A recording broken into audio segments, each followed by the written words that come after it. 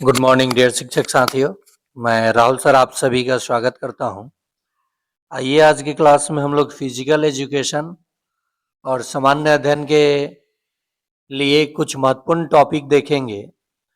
बहुत सारे physical education वाले शिक्षक परेशान रहते हैं कि सर फिजिकल एजुकेशन का क्लास नहीं करा रहे हैं।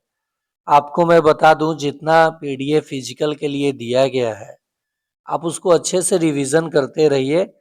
और हिंदी, सामान्य अध्ययन, विज्ञान आप लोगों के लिए भी होता है, आप लोग समझ नहीं पाते हैं, तो कृपया कर आप लोग बातों को समझें और देखें। चलिए आज इस फिजिकल एजुकेशन के लिए हम लोग जहां से अधिकतम प्रश्न पूछा जाता है वो टॉपिक देखते हैं और लास्ट में 20 एमसीक्यू भी करेंगे।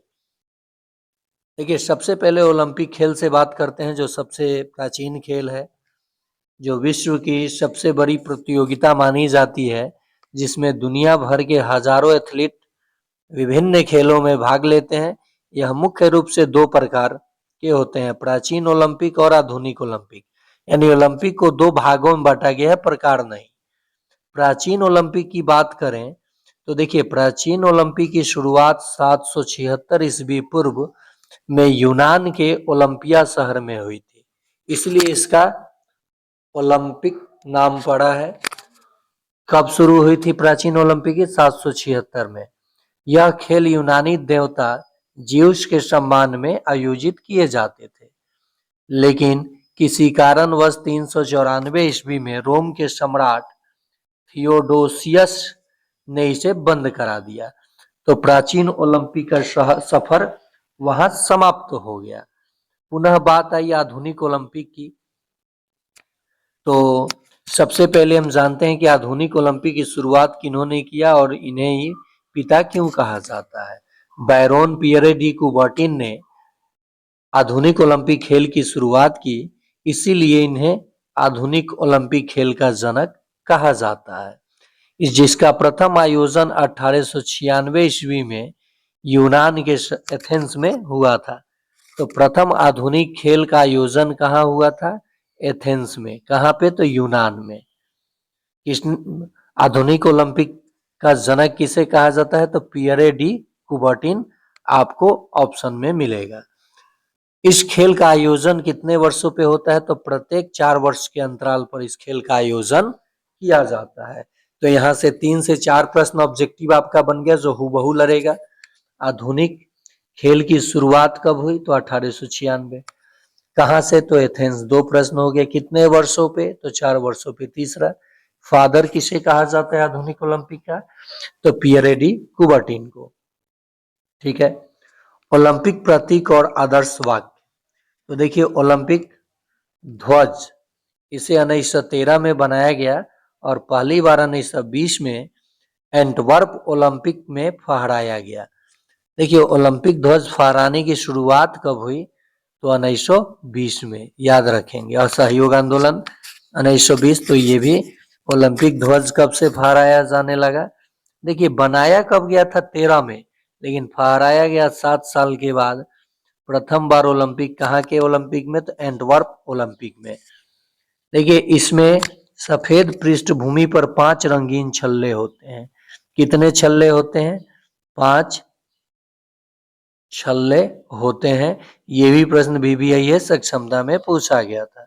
नीला, पीला, काला, हरा और लाल, जो कि पांचों महाद्वीप को दर्शाता है।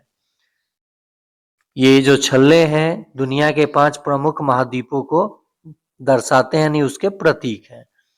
बात करें ओलंपिक आदर्श वाक्य की, तो CTS यानी तेज, फास्टर, हायर और स्ट्रॉन्गर एंड टुगेदर, ये इसका आदर्श वाक्य हो जाएगा। आदर्श वाक्य आप देख सकते हैं यहाँ पे दिया गया है।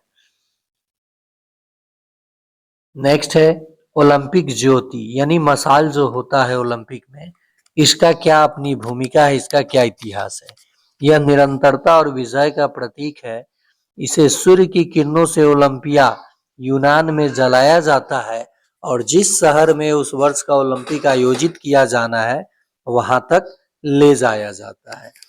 तो जो ओलंपिक ज्योति होता है उसे कहाँ जलाया जाता है, किस चीज से? तो सूर्य की किरणों से ओलंपिया यूनान में जला करके जहां खेल आयोजित होता है वहां पे ले जाया जाता है। देखिए अब ओलंपिक को कितने पार्ट में बांटा गया है। ग्रीष्मकालीन ओलंपिक, शीतकालीन ओलंपिक और पैरा ओलंपिक।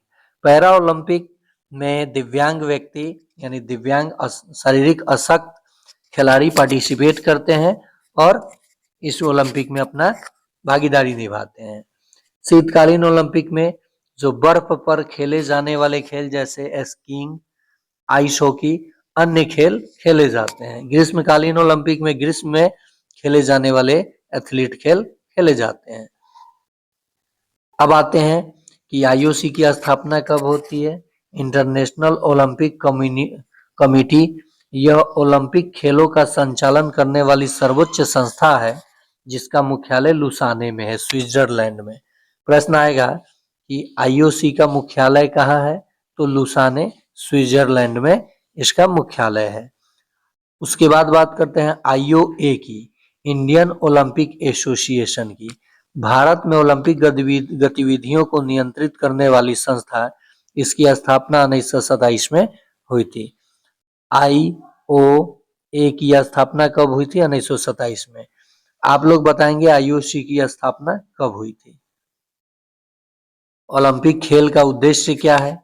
खिलाड़ियों के बीच शारीरिक और मानसिक गुणों का विकास करना, खेलों के माध्यम से विश्व शांति और भाईचारे को बढ़ावा देना, बिना किसी भेदभाव के खेल भावना विकसित करना, ये ओलंपिक का उद्देश्य है। याद रखने योग्य कुछ प्रमुख प्रश्न। भारत में पहली बार आधिकारिक तौर पर 1920 में ओलंपिक में अपना टीम भेजी थी। यानी भारत सर्वप्रथम जब ध्वजा फहराया गया था जो 1913 में बना था, उसी में भारत ने अपना पहला आधिकारिक तौर पर टीम भेजी थी। व्यक्तिगत स्वर्ण पदक जीतने वाले प्रथम भारतीय तो अभिनव बिंद्रा थे जो कि 2008 में जीते थे शूटिंग। अभिनव बिंद्रा किस खेल से संबंधित है? तो शूटिंग से। ट्रैक एंड फील्ड में स्वर्ण पदक जीतने वाले पहले भारतीय तो नीरज चोपड़ा, जो 2020 के ओलंपिक में भाला फेंक में इन्होंने स्वर्ण पदक जीता था। तो नीरज चोपड़ा का संबंध किस खेल से है? तो आप कहेंगे जैवलिन थ्रो यानी भाला फेंक से। तो ये रहा ओलंपिक के कुछ महत्वपूर्ण, जहां से 7 से 8 प्रश्न आपके क्षमता में देखने को मिलेगा। अब आते हैं राष्ट्रमंडल खेल की ओर। राष्ट्रमंडल खेल एक अंतर्राष्ट्रीय बहुखेल प्रतियोगिता है जिसमें वे देश भाग लेते हैं जो कभी ब्रिटिश साम्राज्य का हिस्सा थे। इसे ओलंपिक के बाद दुनिया का सबसे बड़ा खेल उत्सव माना जाता है। देखिए राष्ट्रमंडल जो खेल है इसमें कौन पार्टिसिपेट करते हैं? जो ब्रिटिश शासन के अधीन थे, और ओलंपिक के बाद ये दूसरा सबसे बड़ा खेल आयोजन माना जाता है।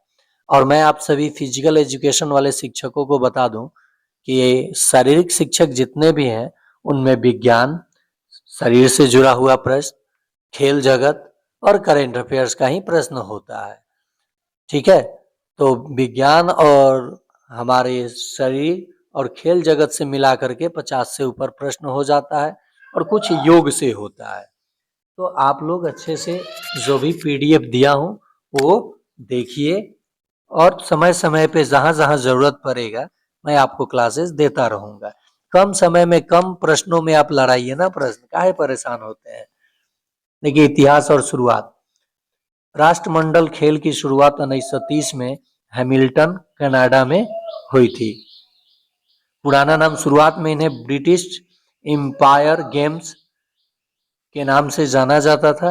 1978 में इनका नाम बदलकर राष्ट्रमंडल खेल कर दिया गया।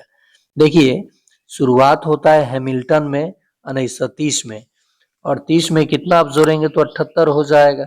बताइए इसमें से 30 घटा लीजिए, 30 घटा लीजिए, यानी 48 साल के बाद, 48 वर्षों के बाद 1978 में इसका नामकरण राष्ट्रमंडल खेल किया गया। नहीं तो पुराना नाम ब्रिटिश एम्पायर गेम्स था इसका। जनक मेलविल मार्कस रॉबिन्सन, राष्ट्रमंडल खेल के मेलविल मार्कस रॉबिन्सन इस खेल के जनक कहे जाते हैं। आयोजन और अंतराल। देखिए जैसे ओलंपिक का भी आयोजन प्रति 4 वर्षों पे होता है, ठीक उसी प्रकार से राष्ट्रमंडल खेल का भी आयोजन प्रति 4 वर्षों पे होता है। द्वितीय विश्व युद्ध के कारण 1942 और 46 में इन खेलों का आयोजन नहीं हो सका था। तो ये भी प्रश्न आ सकता है किसी एग्जाम में कि कब राष्ट्रमंडल खेल का आयोजन नहीं हुआ था, तो 42 और 46 में, क्योंकि द्वितीय विश्व युद्ध उस समय चल रहा था। राष्ट्रमंडल खेल महासंघ CGF, Commonwealth games federation CGF इन खेलों के आयोजन और प्रबंधन के लिए जिम्मेदार सर्वोच्च संस्था है। जैसे IOC ओलंपिक के लिए संस्था थी, ठीक उसी प्रकार से CGF कॉमनवेल्थ गेम्स फेडरेशन इसकी संस्था है। इसका मुख्यालय लंदन यूनाइटेड किंगडम में स्थित है। उसका मुख्यालय IOC का लुसाने स्विट्जरलैंड में स्थित है। CGF ही खेलों के नियमों और मेजबान शहर का निर्णय लेती है। प्रतीक और आदर्श वाक्य, मोटो क्या है इसका? वर्तमान आदर्श वाक्य है sport is just the beginning, खेल तो बस एक शुरुआत है। इसका उद्देश्य मानवता, समानता और नियति के मूल्यों को बढ़ावा देना है। भारत और राष्ट्रमंडल खेल, अब भारत के संदर्भ में राष्ट्रमंडल खेल के संदर्भ में भारत का पार्टिसिपेशन देखेंगे हम लोग। पहली भागीदारी भारत ने पहली बार 1934 में, देखिए ओलंपिक में 1920 में, ठीक 14 वर्ष के बाद 1914 में इन्होंने राष्ट्रमंडल लंदन के राष्ट्रमंडल खेलों में भाग लिया था। प्रथम पदक राशिद अनवर ने 1934 में कुश्ती में भारत के लिए पहला पदक, कांस्य पदक जीता था। राशिद अनवर ने भारत में आयोजन, भारत ने 2010 में दिल्ली में राष्ट्रमंडल खेलों की मेजबानी की थी, जो भारत का अब तक का सबसे सफल प्रदर्शन रहा है। प्रथम स्वर्ण पदक राष्ट्रमंडल खेल में फ्लाइंग सिख के नाम से जाने जाने वाले धावक मिल्खा सिंह ने 1958 में कार्डिफ में भारत के लिए पहला स्वर्ण पदक जीता था। तो मिल्खा सिंह का संबंध, जिसे फ्लाइंग सिख के नाम से जानते हैं, तो आपसे प्रश्न पूछा जा सकता है कि फ्लाइंग सिख के नाम से आप किसे जानते हैं, तो कहेंगे मिल्खा सिंह को हम लोग जानते हैं। राष्ट्रमंडल खेलों का महत्व, एकता का प्रतीक, युवा प्रतिभा, सांस्कृतिक विनिमय, ये इसका मोटिव है। महत्वपूर्ण तथ्य क्या है? राष्ट्रमंडल खेलों को फ्रेंडली गेम्स के नाम से भी जाना जाता है, क्योंकि इसमें खेल भावना और भाईचारे पर विशेष जोर दिया जाता है। इस खेलों में क्वींस बैटन रिले की परंपरा है, जो ओलंपिक की मशाल रिले के समान है। चलिए अब कुछ प्रश्न के जवाब हम लोग 20 VBI MCQ करने वाले हैं। इसे अच्छे से, इस वीडियो को जितने भी हमारे साथी हैं फिजिकल एजुकेशन वाले, खूब अच्छे से देखिएगा, 2 बार 3 बार 4 बार, और उसके बाद जितना PDF, इसका PDF भी भेज दूंगा ग्रुप में, आप इसको अच्छे से याद रखिएगा समझ करके। आधुनिक ओलंपिक खेलों के जनक किसे कहा जाता है? तो बैरोन पियरे डी कुबर्टिन को आधुनिक ओलंपिक खेल का जनक कहा जाता है। नेक्स्ट, एक सामान्य व्यक्ति की हृदय गति प्रति मिनट कितनी होती है? तो आप लोग जानते हैं, देखिए ये विज्ञान का प्रश्न आ गया और हमारे बॉडी से जुड़ा हुआ है। मैं बोला ना, इसी टाइप का प्रश्न आपके फिजिकल एजुकेशन में पूछता है, 72 बार से 80 बार लगभग, तो ये हो जाएगा ऑप्शन बी। नेक्स्ट है, विटामिन सी की कमी से कौन सा रोग होता है? तो विटामिन सी की कमी से स्कर्वी होता है। आप लोग बताएंगे विटामिन ए की कमी से कौन सा रोग होता है? 3 नंबर प्रश्न मान करके। 4 नंबर प्रश्न मानकर जवाब देंगे विटामिन बी की कमी से कौन सा रोग होता है, ठीक है। और 5 नंबर प्रश्न मान के जवाब देंगे विटामिन डी की कमी से कौन सा रोग होता है। मानव शरीर की सबसे लंबी हड्डी कौन सी है? देखिए उस दिन जो मैंने आपको PDF भेजा था उसमें आंसर की गलत था। मानव शरीर की सबसे लंबी हड्डी फीमर हो जाती है। स्टेपिस सबसे छोटी हड्डी जो कान में होती है, सबसे छोटी हड्डी स्टेपिस हो जाएगी। नेक्स्ट, वॉलीबॉल के खेल में एक टीम में कितने खिलाड़ी पार्टिसिपेट करते हैं, मैदान पर खेलते हैं? तो कुल 6 खिलाड़ी एक बार में एक टीम में खेलते हैं एक पार्ट में, दोनों पार्ट मिलाया जाए तो 12। प्रथम एशियाई खेलों का आयोजन कहाँ किया गया था? इसके बाद मैं एशियाई खेलों के बारे में ही बता दूंगा। ये प्रथम आयोजन इसका नई दिल्ली में हुआ था, और राष्ट्रमंडल की बात करें तो लंदन में हुआ था, ठीक है। और लुसाने मुख्यालय है आयुषी का। रक्त का थक्का जमाने में कौन सा विटामिन सहायक होता है? तो विटामिन के जो है रक्त का थक्का जमाने में सहायक होता है। योग के 8 अंगों में प्रथम अंग कौन सा है? तो ये यम जो है। योग के कितने अंग होते हैं? तो 8 अंग होते हैं, ये भी प्रश्न पूछा जाता है। तो प्रथम अंग कौन सा है? तो यम है। पेनल्टी स्ट्रोक किस खेल से संबंधित है? तो ये हॉकी से संबंधित है। मानव शरीर में मांसपेशियों की कुल संख्या कितनी होती है? तो ये 639 होती है। मानव शरीर में कुल हड्डियों की संख्या? 11 नंबर प्रश्न बहुत आसान है, आप लोग कमेंट बॉक्स में जवाब दीजिएगा। यदि वीडियो देख रहे हैं तो आप लोगों से मेरा रिक्वेस्ट है कि आप लाइक, शेयर और एक प्यारा सा कमेंट जरूर कीजिएगा, ताकि मेरा भी मनोबल बढ़े और मैं ऐसे कंटेंट लाता रहूं। खो खो खेल में एक टीम में कितने खिलाड़ी मैदान पर खेलते हैं? तो कुल 9 खिलाड़ी एक टीम में मैदान पर खेलते हैं। रक्तचाप मापने वाले यंत्र को क्या कहते हैं? तो इसे एस्फिग्मोमैनोमीटर कहते हैं। एशियाई खेलों का प्रतीक चिन्ह क्या है? तो चमकता हुआ सूरज इसका प्रतीक चिन्ह है। बास्केटबॉल खेल का आविष्कार किसने किया था? तो इसे डॉक्टर जेम्स नैस्मिथ ने किया था। नेक्स्ट है, प्रोटीन का सबसे समृद्ध स्रोत कौन सा है? तो ये सोयाबीन है। अर्जुन पुरस्कार किस क्षेत्र में दिया जाता है? उत्कृष्ट खेल प्रदर्शन में। तो ये खेल जगत में दिया जाता है।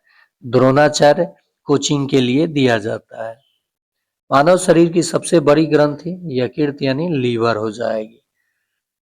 डेविस कप का संबंध किस खेल से है? तो डेविस खेल का संबंध lawn tennis, badminton, table lawn tennis से है।